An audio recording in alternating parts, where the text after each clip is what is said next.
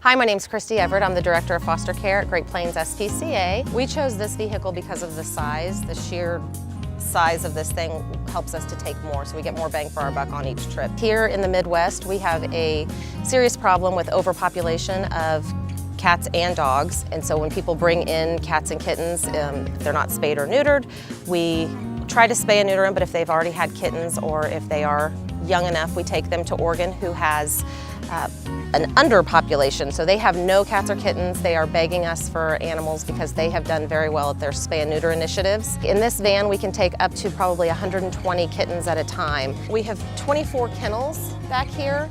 They can also be separated, so if you have bigger dogs or large litters of kittens, we can make them one big kennel. They have their own ventilation system, drains in each kennel. There's a table in here for exams if we're on the road and a cat or kitten gets dehydrated.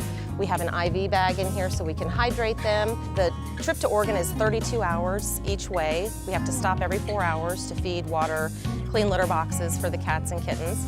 So it was important to us that we had a place for the passenger to sleep while the other person drives.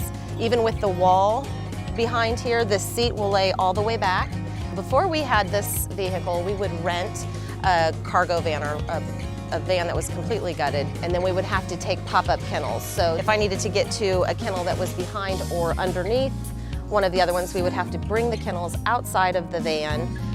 Could be raining, could be very cold, could be very hot or windy for the animals, which that stresses them out. Stress for cats and kittens along the road can be very dangerous. They can not only get dehydrated, but they can also end up with diarrhea.